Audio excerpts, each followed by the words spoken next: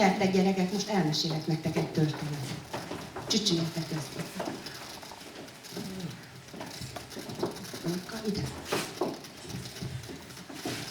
Mindenki leül. Történt egyszer, hogy egy nagy családban, ahol 6 gyermek volt, az édesapa megbetegedett. Éppen karácsony előtt történt. Kórházba került. Az anyuka nagyon bánatosan mondta a gyerekeknek, hogy sajnos idén nem lesz karácsonyi, gyerekek. Apa kórházban van, így nem lenne szép dolog nélküle megünnepelni a karácsonyt. A gyerekek nagyon szomorúak lettek emiatt. A legkisebbik mondta is, ez nem igazság, anya. Pont nekünk nem lehet karácsonyunk, mindenki másnak. Az édesanyja szomorúan mondta, sajnos gyerekek, apa nélkül nem lenne igazi a karácsony. Ezért úgy gondolom, ha meggyógyult, hazajön, tartunk egy pótkarácsonyt. Nekem most el kell mennem az apához be a kórházba. Azzal összeszedte az apának szánt gyümölcsöt, süteményt, és elindult. Mondta a gyerekeknek, nagyon vigyázzanak egymásra, amíg haza nem érkezik. A 6 kisgyerek nagyon szomorú volt, kimentek az utcára, hogy megnézzék, mások hogyan ünneplik a karácsonyt. A szemben lévő ház ablakai sötétek voltak, ott lakott Anna néni valamikor, aki nagyon sokat segített neki, de sajnos elköltözött a lányához, mert megöregedett, és már nem bírt egyedül élni. Gondolták, milyen jó lenne, ha itt lenne most Anna néni, és segítene nekik. És csodák csodájára ablakba fény gyulladt, és kinyílt az ajtó, ahol kijött Anna néni lánya, és meglátta a 6 szomorkodó kisgyereket. Kérdezte tőlük, hát ti gyerekek, mit kerestek karácsonykor az utcán? Hát az apukánk beteg, nem mondták a gyerekek, anya pedig bement hozzá a kórházba. Gyertek be hozzánk, itt van édesanyám is, biztosan nagyon örülni fog nektek, meg hát a karácsony nem igazi gyerekek nélkül. A 6 gyerek boldogan szaladt be a házba, ahol a szobába egy gyönyörű, feldíszített karácsonyfa áll, alatta sok-sok ajándékkal. Nézzétek csak, gyerekek! Keressétek meg, melyik a csomagotok. Mindegyikre rá van írva a nevetek. A gyerekek boldogan szaladtak a fához, keresték a csomagjaikat. Meg is találták, és boldogan bontogatták az ajándékokat. De a legnagyobb öröm mégis akkor érte őket, mikor anya hazaért, és elmondta, apa sokkal jobban van, és nem sokára hazajött a kórházból. Itt a kutyapusság.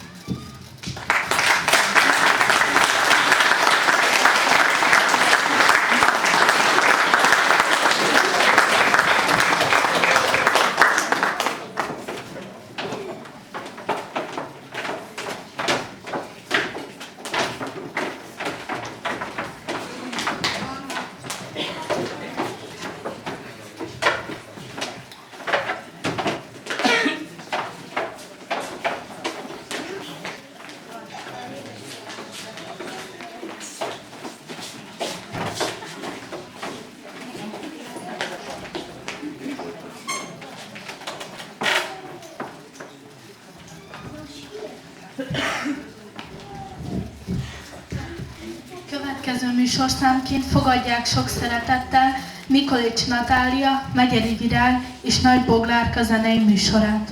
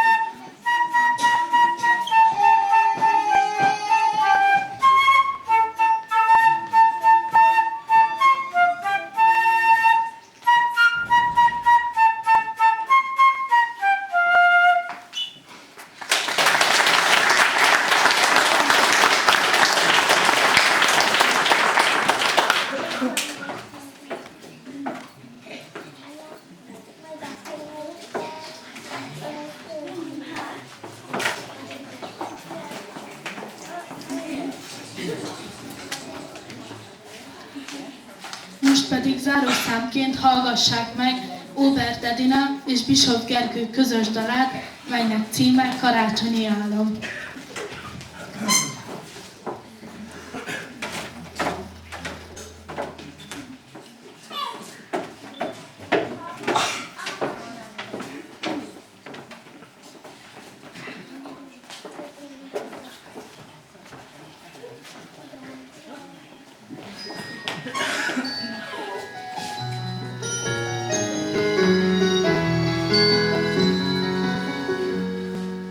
Hosszú utazás, száguldó táj, Hófötte fákon titkos fényszál, gyorsan fogy az út, már otthon jársz. otthon hol várnak, készülnek rád.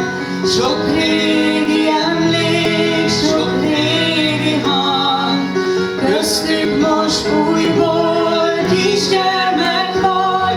Ez az ünnep legyen úgy szebb, ahogy álmodban lát. Egy új világhoz teljesül, mit vársz. Egy élet tele fénnyel, mikor szikrázik a hó. Egy új nap, melyre bármi írható.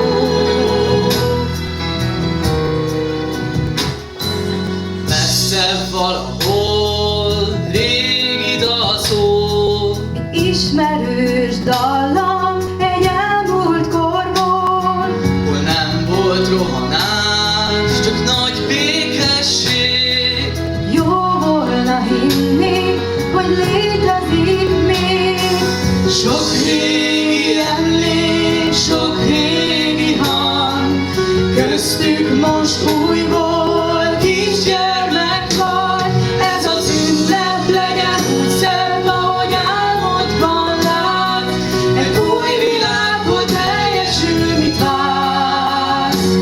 Egy élet tele fénnyel, mikor szikrázik a hó. Egy új nap, melyre bármi írható.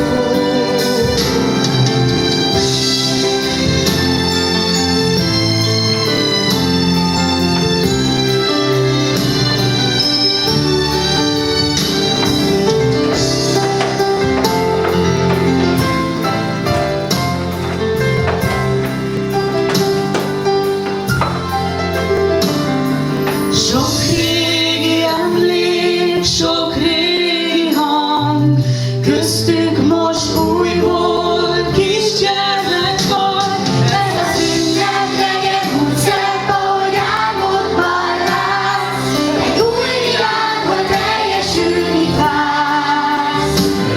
Egy élet tele fénnyel, mikor szikrázik a hó. Egy új nap, melyre bármi írható. Ez az ünnep legyen úgy szebb, ahogy álmodban látsz. Egy új világban teljesül, mit vársz.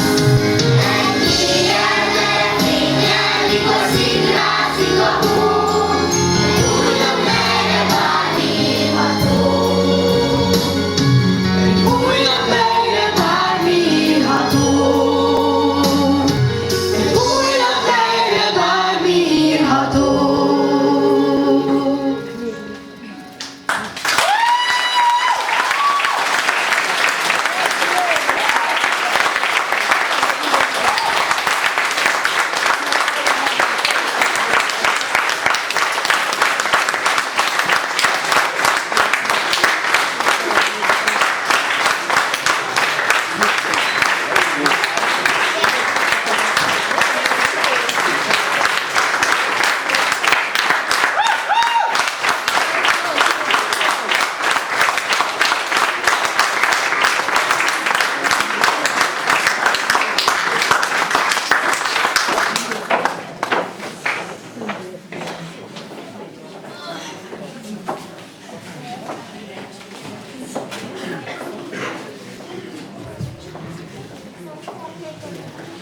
Végezetül a színpadra szólítanám Trizi Janát polgármesterasszonyt.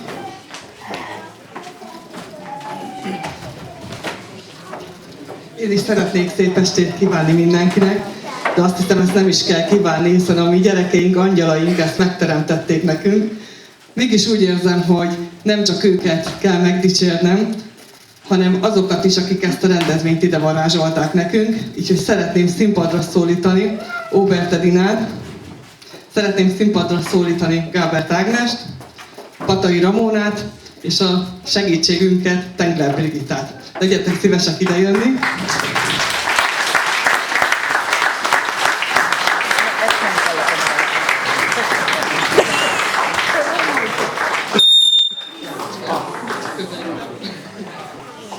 És szeretném nektek megköszönni az áldozatos munkátokat, és remélem, hogy jövőre is számíthatunk rátok. Boldog karácsonyt, Rami!